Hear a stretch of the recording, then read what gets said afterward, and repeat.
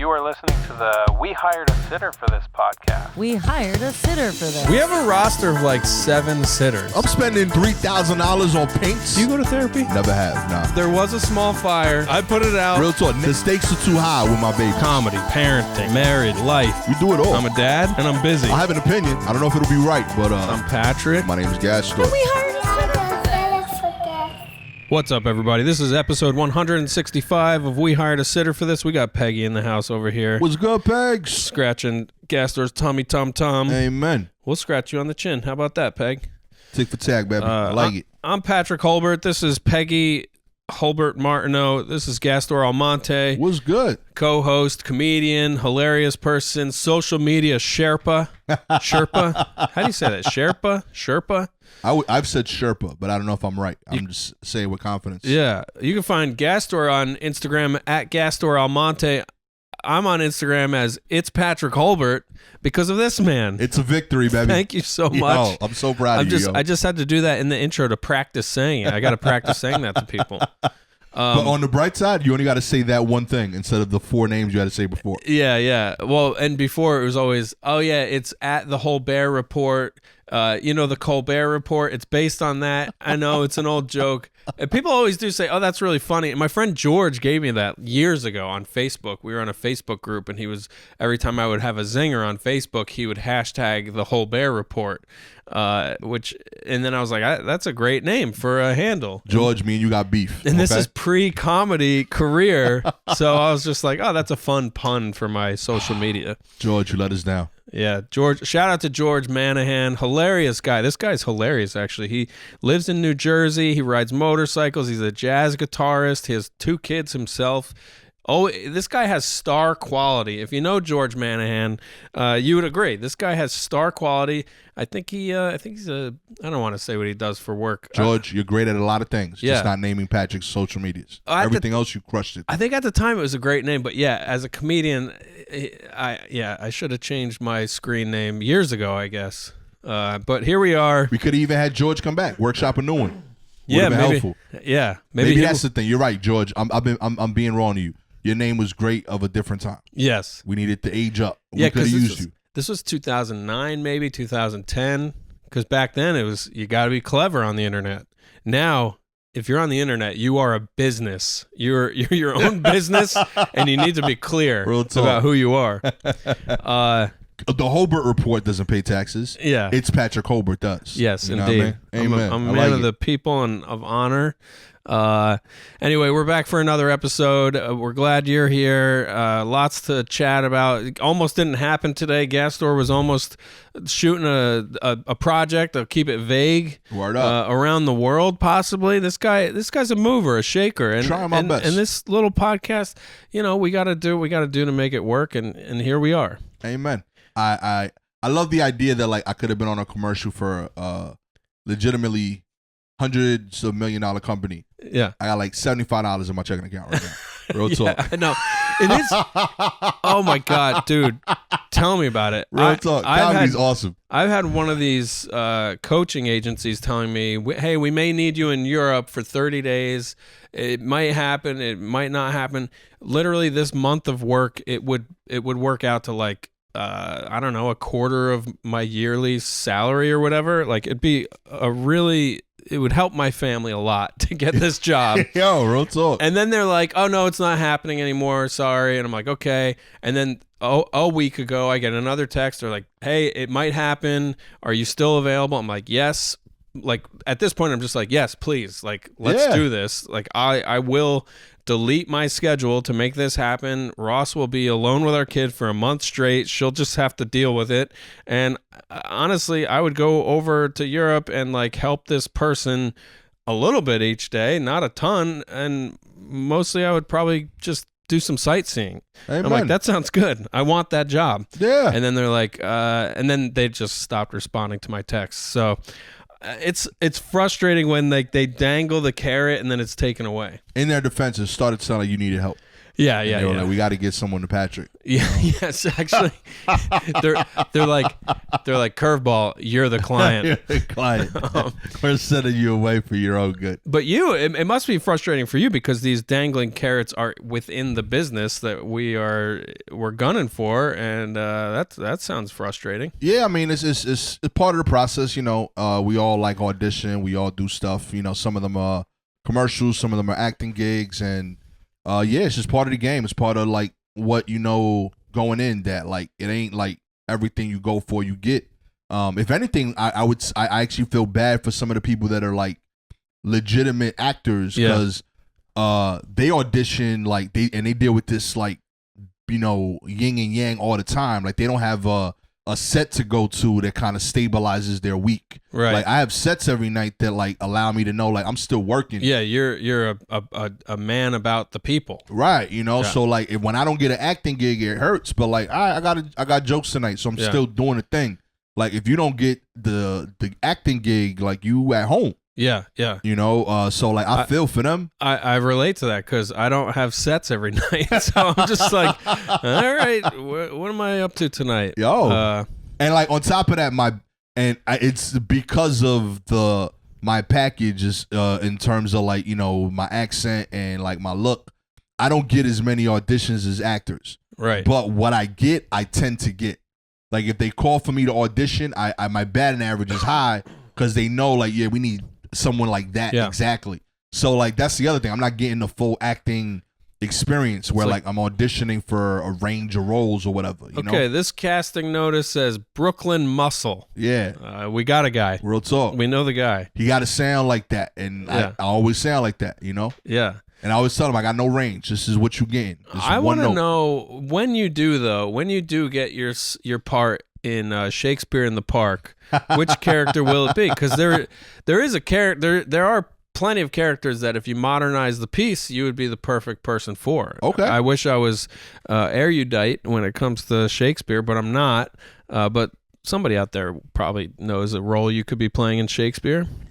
I don't know any of the characters besides like Romeo and Juliet. I'm assuming they're in there. Yeah, there's like a lot of the kings. Julius Caesar. Yeah, Julius Caesar probably had a tough like a side muscle. Are these terms? Who was Denzel Washington playing when he was on Broadway?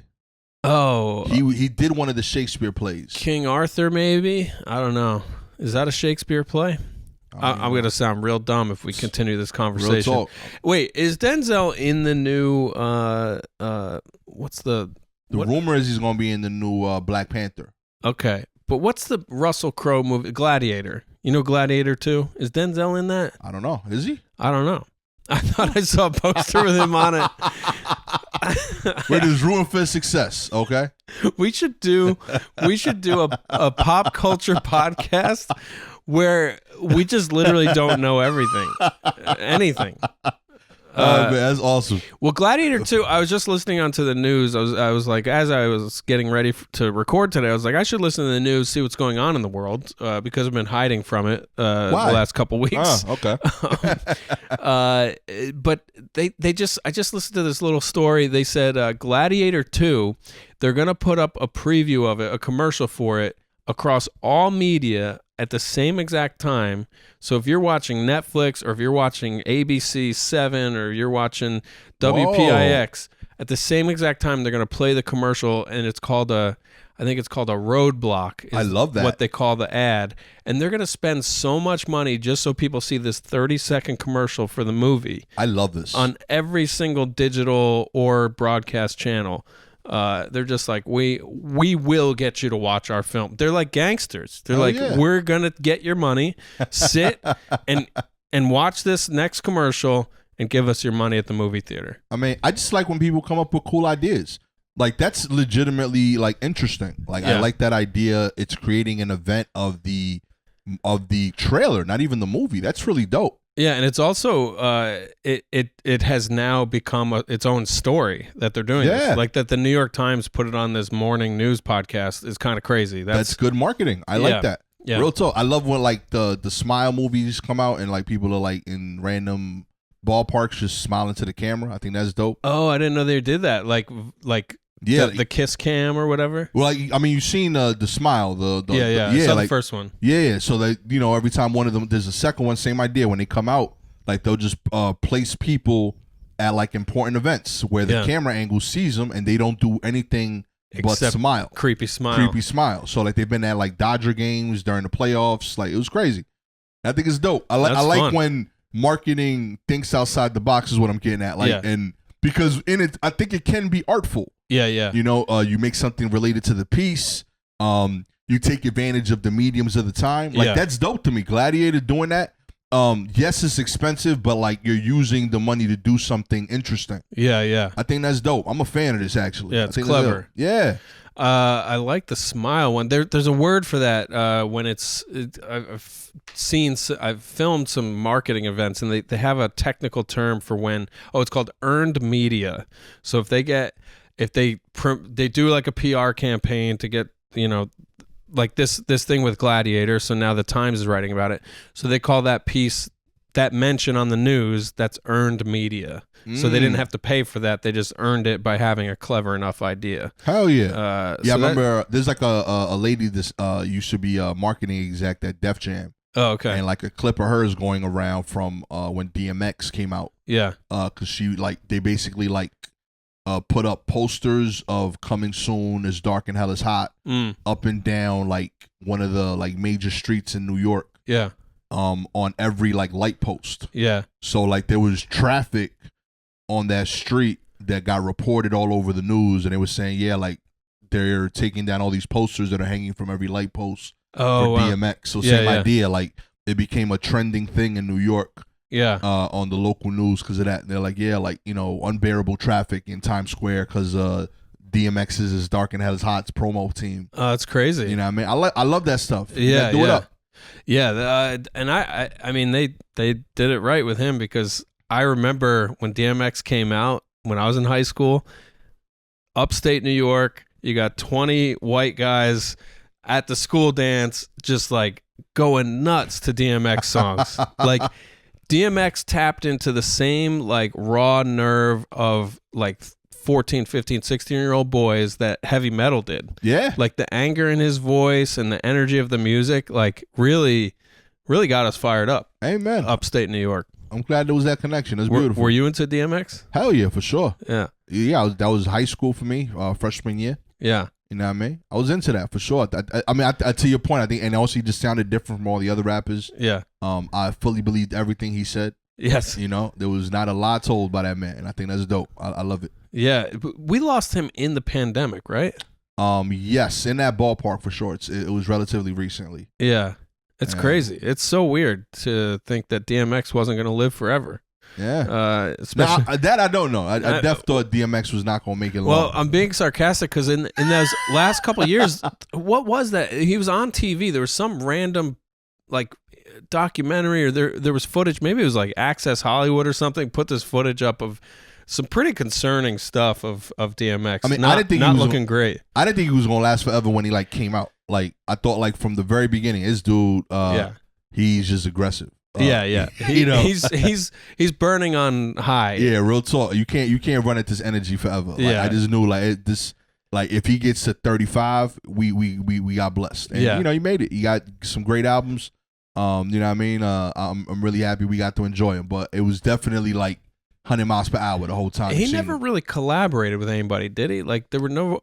Just the Rough Riders. Yeah. Yeah, he did a lot of stuff with them, but he ain't really rock with other people like that. Yeah, he's not like a group project person. Nah, he was on the Rough Rider, but all of them was just like, I go last and I do a solo song. Right. Every appearance on the Rough Rider joints. He's like, you need me on this song? Cool. Everybody else finish and then I'll come in. Yeah. I'll bark on your verses and then I'll do my own verse. Yo, shouts to X, yo, real talk. R.I.P., yo, real talk. Living legend, not living no more, but real talk. You was one of them ones. All right, let me bring up this other news topic that came up. Talking football here. Everybody knows they come to this podcast to hear me talk about sports and football. I love all of these competitive endeavors that men make. I heard this year on the NFL or recently in the last couple seasons, I don't know, that the kickers are getting better. We're getting more Yeah. long field goals, more accuracy, more often, and there's now whispers in the NFL of bringing the goalposts in tighter, making them more narrow. Ooh, I like that. Is this a trend you're seeing, and are you excited about it? I am excited about it. I think that kickers for far too long weren't flexing the skills that they have. And Yeah. I knew they had them because I saw soccer clips. Uh-huh. Kickers could do incredible things, Yeah. and they weren't. I don't think it was a lack of ability. I think it was a lack of open-mindedness from the coaches. Mm. You know what I mean? Like they weren't giving them permission to try these weird things. What do you mean? Wait, what do you mean? Yo, there's a bunch of cool stuff the kickers are doing now. You're seeing a lot more like not just the field goal kicking, but like punts and kickoffs. They're trying different things instead of just punting it into the end zone or kicking it as hard as possible. They're kicking angular stuff. They're working on hang time. Wow. They're working on spin backs more, where like a kick will land somewhere and kind of roll forward. Yeah. Just to kind of keep it from going into the end zone. But yeah, like there's a lot of like weird stuff that people are doing. Running punts where like instead of getting the ball and punting it straight, they'll run to the side, and it now creates an option play Oh, where they interesting. can either run for it, pass for it, or still punt. Yeah. Because the punt isn't limited to when you receive it. It's just as long as you do it before you cross the line. Right. So it's a brilliant idea. Like there's more things you can do that they're now considering, because punters have evolved from just being a guy that kicks to like being full-fledged athletes. Yeah. You know what I mean? Like a lot of punters are like able to be full-fledged quarterbacks in college. So like you might not want him throwing 30 passes, but he could throw a pass. Are most teams, punters and field goal kickers, the same person? Not anymore. No, that was a long time ago. They're so specialized. They're usually specialized. They're capable usually of doing everything, but they're usually very good at one. Okay. Yeah. And with the field goal kicks, they have to kick like in a certain range, right? Like they can't move the tee, or they don't even use a tee in real football, right? Like they got like the little spike thing for kickoffs. Oh, they do. But for field goals, okay. it's just the person holding The holder. it. Yeah. So with a field goal, they just go dead on for the most part, or on one of the hash marks or whatever, right? Yes. Like my understanding is they can have it closer or further, but the reason they kind of like all kind of standardize the location has more to do with how long it takes the defense to get to the field goal. Right. Like in theory, you could put it a foot away, but they're gonna block it. Yeah. So From the line of scrimmage. From the line of scrimmage. Yeah. But they've kind of figured out, all right, if we long snap it to about this distance and we time the run, we can kick it before anyone gets to us. Yeah. All right, that's been sports talk on this episode. We nerding out, baby. Yeah, no, I was just curious if you're noticing with your bets, like if I don't know if you're betting lately. Oh yeah. Or how closely you're watching the games. Are people kicking more often? Are people talking more about the field goal I will say probabilities? I will say punting doesn't come up too often in my fantasy bets or in my sports betting. But I do watch it. I do think it's interesting.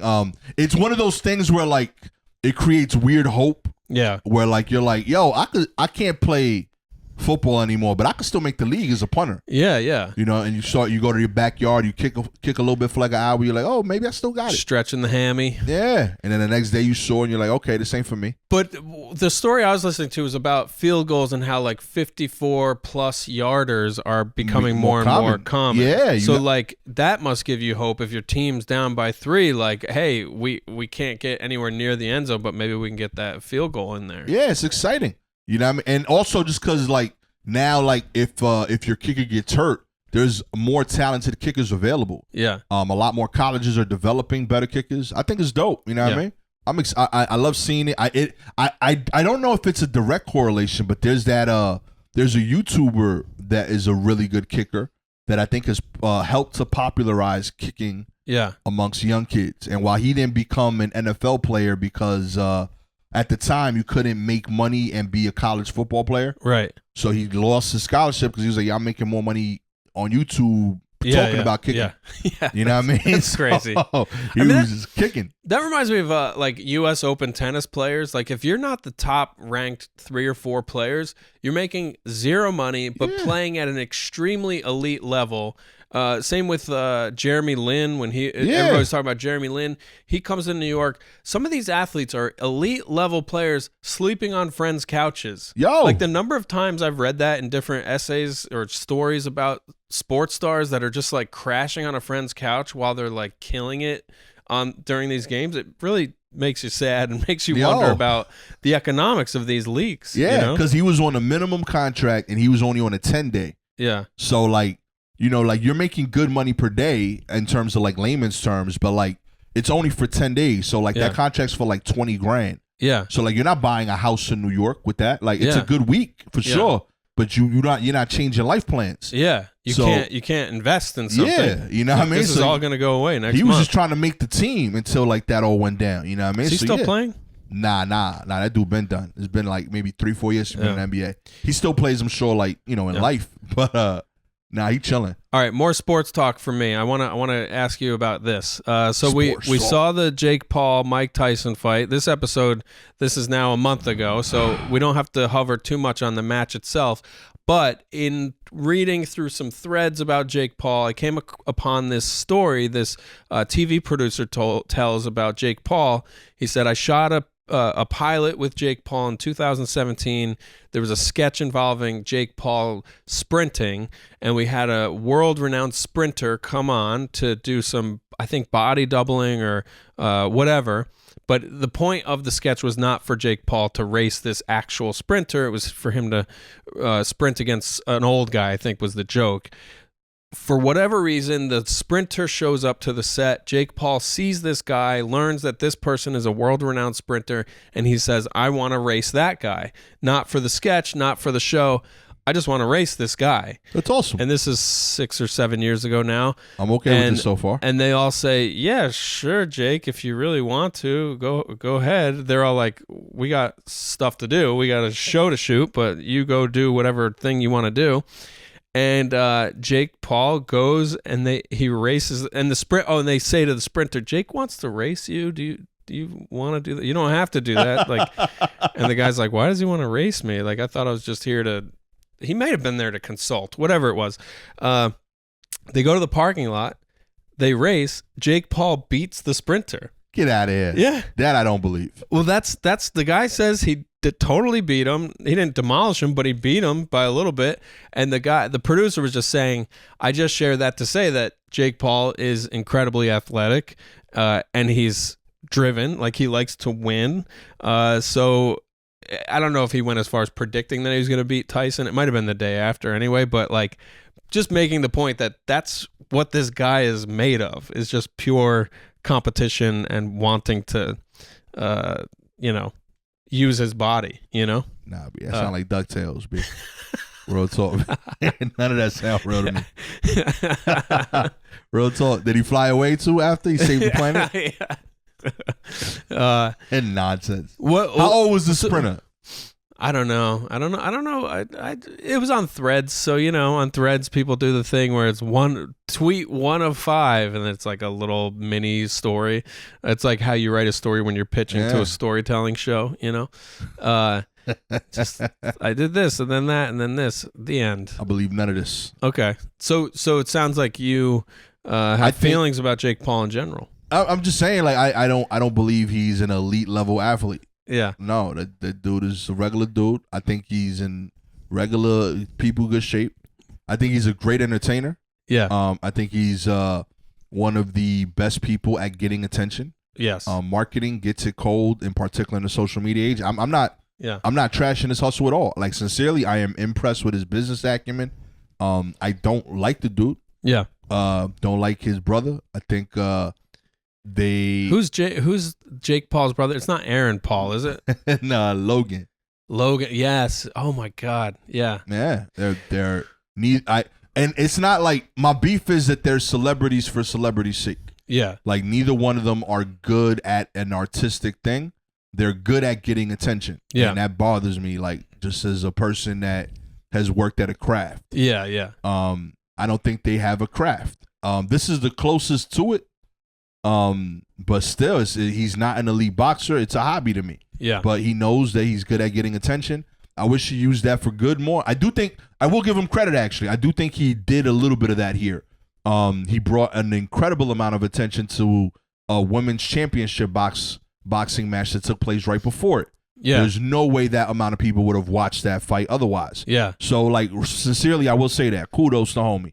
But, man, like, you add nothing of value to the world. Like, at all. And did you watch the fight? Yeah. It was real average. I'm happy for Tyson. He collected his money. Yeah, yeah. When somebody said Tyson made like $1 million a minute or whatever, I'm like, damn, that's crazy. It's freaking amazing. Yeah. I'm happy for the old man. I will die on this hill that he could have demolished that white boy, and it would have ended differently. Under what term? Like if he practiced more or something? I think that Tyson. I'm sure at this point everyone knows. But like he got sick, almost died 6 months before the fight. Should have been canceled. But if they talk about that, they probably can't create this moment again. Right. So he committed because it's $20 million. Yeah, yeah. I think a healthy 58-year-old Mike Tyson kills him. Really? Yeah. Just based on power. Just based on power and fighting. I think we saw like about a round and a half of that. Yeah. Before like it was like, yo, I can't do this. I'm too old. What was he sick with? I actually don't know a lot of the ins and outs of any of this. Yeah, and I don't think a lot of that has come out yet. I'm saying by the time this does come out, we'll have more of that info. Okay.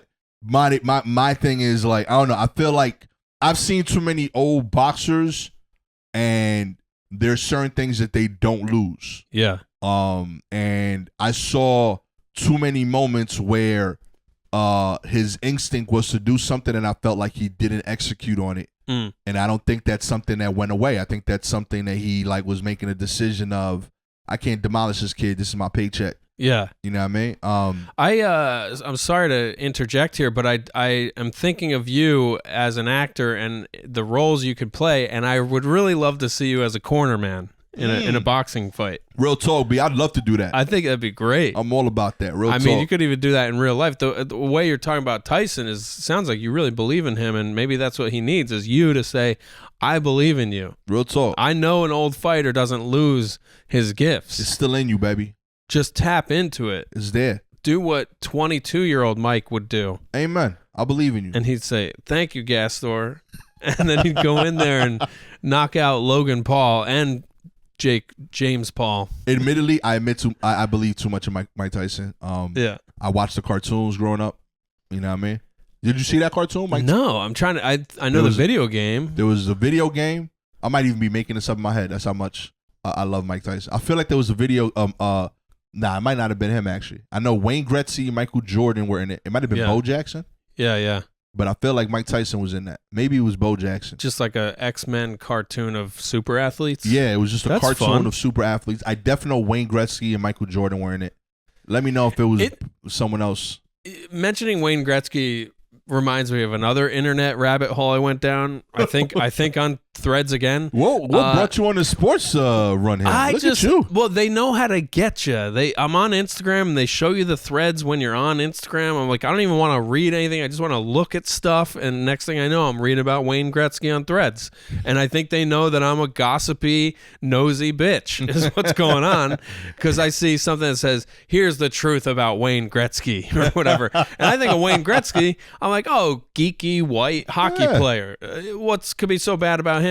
But now with the internet, everybody, anytime they want to like shit talk somebody or tell their one horror story about a way somebody treated them poorly, they can put it on the internet, and then dozens of other people come out and say, yeah, he was a scumbag to me too. Turns out Wayne Gretzky was another like kind of just a chauvinist guy who would like flirt with a lot of women when he's on the road. But anyway, this one story was about a person who cleaned up chartered jets, and they had to clean up a jet that was chartered by the Kings, and Wayne Gretzky was the last to come off a flight from the bathroom, and then this person went into the bathroom, and it was just a giant shit that was like left behind and impossible to clean up, and was a total mess, and was amongst the rest of the plane being totally demolished by, and this is like the 1980s or early 90s Yeah. LA Kings when they're on the top of the world. Or what city are they from? The Kings. I'm not a hockey dude. I don't know all the stuff like Yeah. that, but I'm assuming Los Angeles. Yeah, so I gotta tell you, that sound like rock star shit. I'm Yeah, okay exactly. with that. None of that sounded weird to me. it's just the life. Yeah, That's just that lifestyle. If this was happening today, different era, I'm with you. yeah. But I think that was kind of just assumed part of the culture. Yeah, there's too much accountability now. Everybody's got a Ring camera on their phone. I think it's a good thing, but yeah, like it was just part of the course. That's what people that performed at that level did, and I'm not saying it was good. I'm just saying it was. Yeah. Also, he ain't do all of that on his own. Maybe you can blame him on the shit, but you can't blame him on the whole plane. The whole team was on that joint. Yeah. I don't know. Yeah. No, I'm pro Wayne Gretzky. I don't even know anything about you, Wayne. I mean, I'm pro transparency and accountability, but there's something about people bringing up old ass stories and then lots of other people coming in with their version of it that feels, I don't know. For some reason, I'm just like, is this really what we want to be doing with our time? You know, he was a kid. He was probably a kid. He was probably 25 when that happened. Is that a kid? I guess that's a man. I'll tell you something personal. I didn't know Wayne Gretzky and Joe Montana weren't the same guy for a long time. For years, I thought there was just one white dude. I think this was his alter ego. And he would just play for the other teams. Different sport. He did. John Elway was sort of that. Phil Simms, John Elway, Joe Montana, Wayne Gretzky, all the same guy. Nah, but definitely Joe Montana and Wayne Gretzky. In my head, I really thought he was like, yo, like if I have the same name in both teams, then they'll know. They'll mess up my stats. You know what I mean? They won't know how to look me up. So I have different names. But I thought it was the same dude. You know what I mean? Yeah. I worked it out in my head. San Francisco, Los Angeles ain't that far.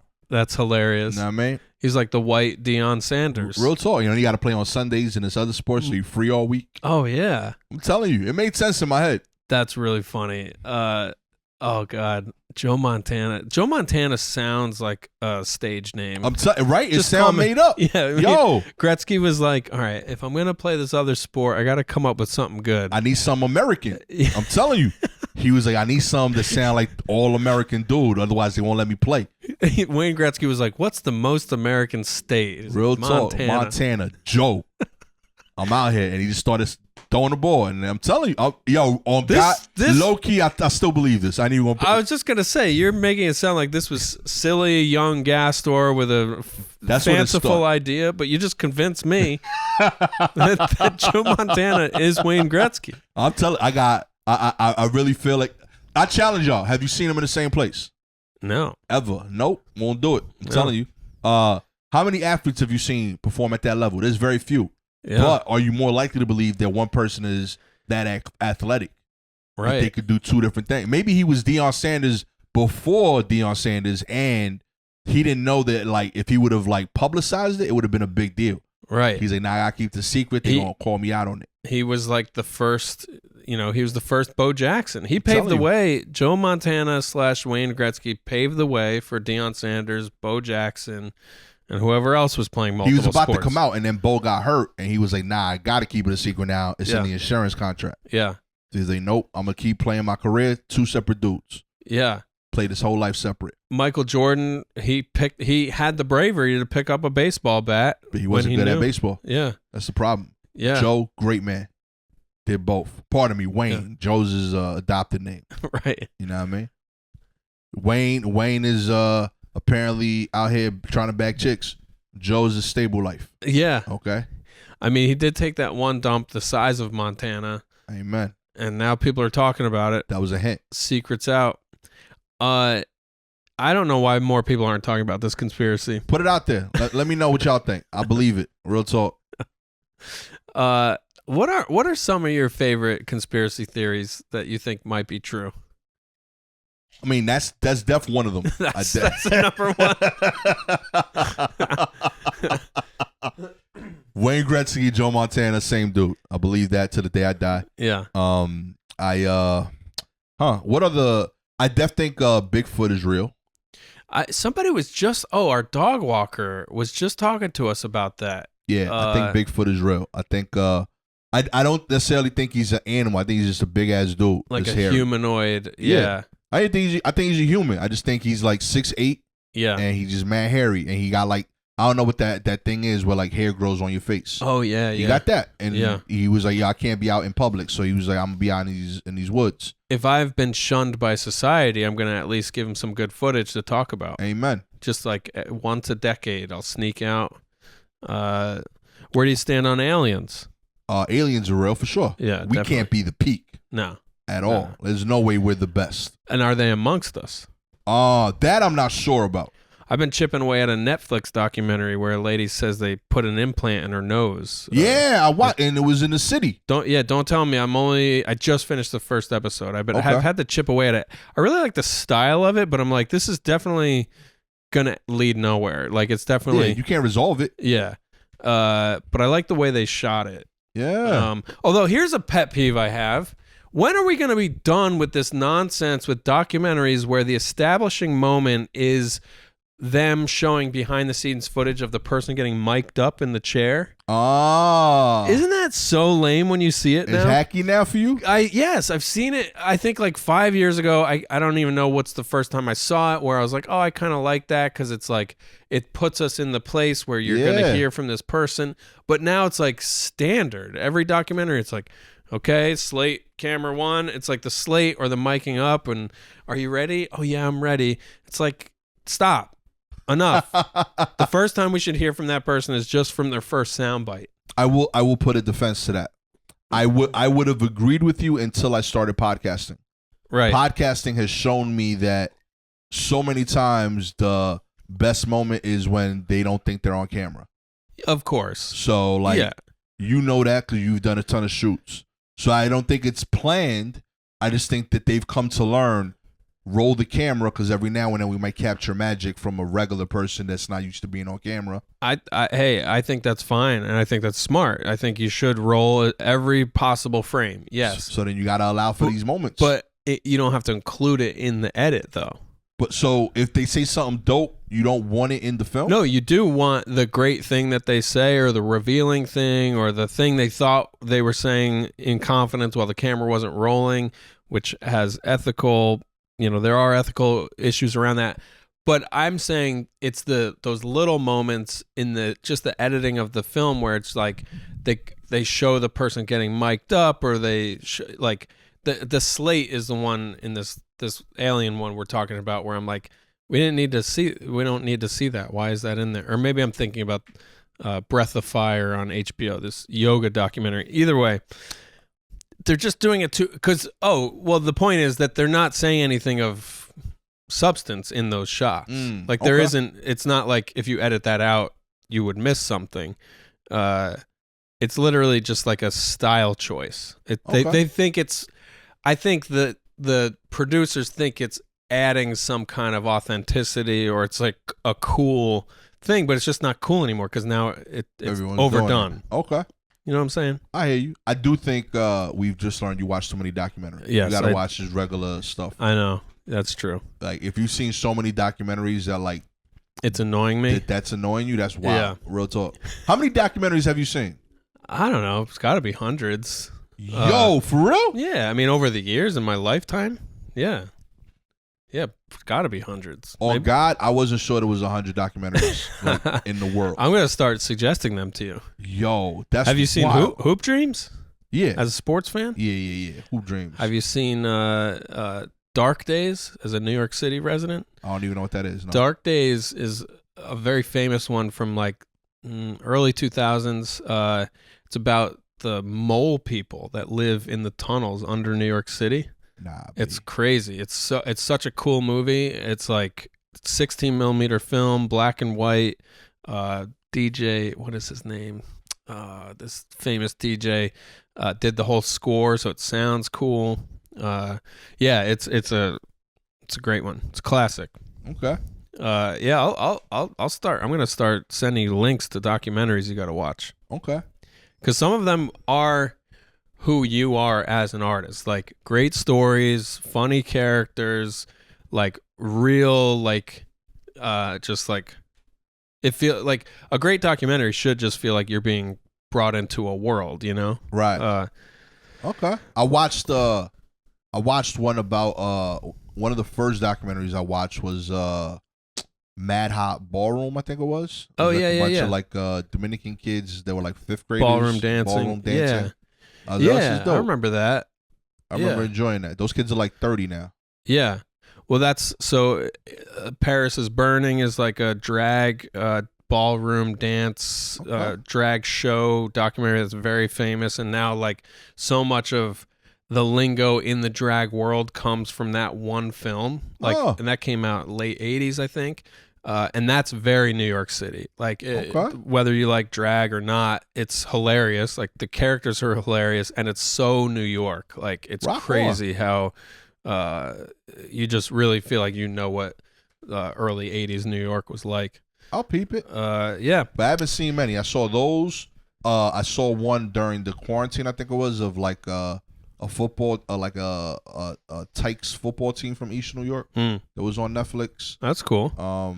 Do you like Mic'd Up or any of those sports ones? And those I've enjoyed. Yeah, I do like that. But I guess that's like reality TV. Yeah, it's a little more that. I also think modern cameras have done a lot for me for that. I definitely struggled watching documentaries from a certain era just because like there's a budget aspect of it. Yeah. That like, and in turn, at that point, the difference in look from a documentary to a regular feature film was too big. Yeah. Whereas now, I don't think that's the case. There are documentaries now that just, you got a, Blackmagic camera, Sony FX or something. So like visually, they look really similar to just regular movies. Yeah. And that's helped a lot for me. But I'm open-minded to it now. Yeah. I mean, I feel like I've talked about this a lot already, but my taste levels have changed so much as a parent. Like, I just will watch anything that will transport me from whatever thing that annoyed me or stressed me out on the day. So I'll watch anything just to kind of escape a little bit. And I recently watched M. Night Shyamalan's new one, Trap, with Josh Hartnett. Have you heard this? I've not heard of this. So people have their hangups about M. Night Shyamalan's newer movies. They haven't been great, right? And I put this one on knowing like this is probably going to be trash, but I got really into it. I got taken for a ride on this movie. I loved it, but the whole time I'm like, this movie looks horrible. Like physically, it looks like a Lifetime movie the whole time. Yeah. The cameras are too good or something, and the set design is it looks too fake. Like a person's house should look like a person's house, not like a catalog of what a person's house looks like. Right. You know what I mean? Yeah. And I'm like, that's the soundstage. They built this house, and I'm like, why not make it look like a house? Anyway, the film was probably garbage, but I loved it so much. It was 90 minutes of just what's going to happen next, and then it was just kind of fun. I'm okay with a bad film. I think that's cool. If you enjoy it and you know it's terrible. You know what I mean? Ninja Turtles 2, not a good film, but I love it. It's dear to me. The Vanilla Ice one. Yes. Yeah. Go Ninja. Is he still with us? Yeah. Robert Van Winkle? Yeah. Rob Van Winkle. Oh, yes. Yeah. Out here in these streets. That's weird that Vanilla Ice will probably one day pass away while we're still around. I don't think he'll ever die. He's going to be good. Put on ice forever. I think he owns like a construction company or something. Really? Yeah. Wow. He's like, I'm going to go blue collar. Real talk. I've done it all. Why not? Be happy. Work with your hands. All right. Well, we chatted about a bunch of stuff today. Real talk. I don't know if I got to all the news topics I was thinking of, but I'll have to keep listening to this podcast and just tossing out I love ideas. Patrick, before I got some sports topics you gonna want to talk about. 30 minutes of documentaries. And kickers. We talked about kickers. I learned a lot. I honestly didn't know that a punter and a field goal kicker would be two different people. Yeah, it's actually 3 on some teams. You got for kickoffs. Yeah, you got the kickoff person, field goal, and the punter. The field goal and the kickoff person are usually the same, but there are teams that have separate ones. Yeah, and they're typically all from soccer backgrounds. A lot of them. Although more and more you're seeing like regular just football people. Is that me? Let's see if you got the job. Yeah, look at your phone. That's not me. That's you. No, my phone doesn't make that sound. I never heard that noise before. I want to know if you got the job. Now I I'm did being not get the nosy. job. I just got the. Oh, I'm sorry. Yeah, it happens on air. I'm not going anywhere, but You got a formal rejection. I got a formal rejection. Which, I'm sorry. I I'm feel sad. bad that I'm like, hey, did you get the? I was being cute about it. Real but, talk. Literally, I got the email 3 minutes ago. Uh, Sadly, just heard we can release this one. It came down the wire. It happens. Not going to Taiwan, baby. Talk this out though. Talk this out. How does rejection? How do you do rejection? I mean, I'm okay with it mainly because this isn't my dream. I do these other things like acting on a TV show different. Acting for a commercial, I do because it pays bills. Yeah. So like, you know, if I don't get it, I don't get it. It's cool. Let's do the next thing. I appreciate the money. I learned stuff. I can't say who, but like I've shot commercials with some relatively famous people that will hopefully come out sometime soon. But in general, like But, in like- this moment, how did you do that? Like get the rejection and pivot so quickly to this positive vibe, or is it because we're recording and I'm sitting next to you? No. I sincerely feel fine. I feel relaxed because I was definitely like, yo, I gotta know soon because I got a plan because like the flight would have been tomorrow. Yeah. But this is one of the perks that stand up, and I think any endeavor teaches you that like failure is a part of it, rejection's a part of it. Yeah. I think stand-ups get that more than anybody. You do jokes that don't work until they work if you believe in it. And you experience rejection you nightly. Experience it, yeah. Like a joke bombs, a set goes bad, and you need to build the callus to like be okay with that because you believe in the idea that you're working towards, and it eventually becomes good. So same here. Like I know, I'm almost surprised when I get anything because like my logic is I'm an open micer at acting. Right. There's people that have put the same 10, 11 years I put into comedy just into that. Yeah. So like I shouldn't be getting any of this stuff. I should just be getting rejected but learning. So yeah, no, I'm sincerely completely fine. I didn't get it. Would have been nice for money, but outside of that, like I'm okay. Comedy things do get me. I'll admit to that. Like if I wouldn't say festivals, but like there's certain TV bookings that like I've gone out for that I didn't get that bothered me. Yeah. But even with that, like I also have to acknowledge that like I've gotten a lot of them.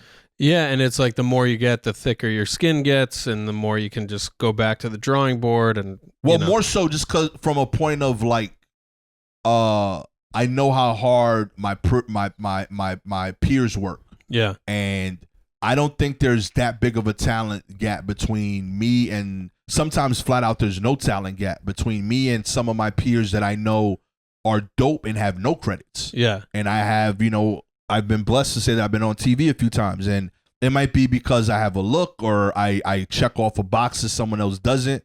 And for whatever reason, I've gotten things and I've been blessed to do that. So like when I don't get a thing, that's actually the first thing I think of that like, yo, this is this dope person I know that doesn't have any of these. Yeah. So like, yo, you got 13 of these. Like it's cool if you didn't get the 14th one today. How about this as a thought experiment? You're watching TV in a few months. You see the commercial that you just got rejected for. You see the specific role you went out for, and you see who got it. You see it's just some other dude. Yeah. What goes through your head? Hey, man, they won. It's happened already. Every time it's happened, I instantly saw, they deserve that role. Okay. Yeah. So you have a positive spirit about it. Yeah. I talked about this recently. I did not get a role that went to Jabuki for the movie that it was a movie with Joaquin Phoenix.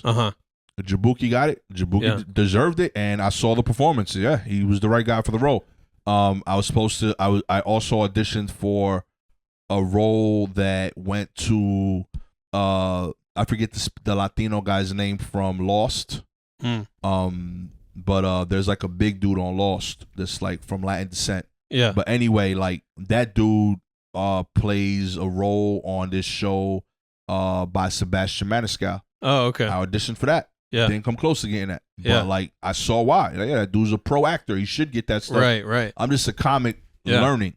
Hey, Jabuki lives in the neighborhood. If you want to give him tough talk someday, if he's out walking his dog, we could approach him and Real just talk. say, hey, you got to step aside. If you know Jabuki, gas store's I love going what for you a role. Do. Jabuki, I love what you do, but it's on site, my G. It's on site. You've been warned. You've been warned. All right, man. Well, great episode.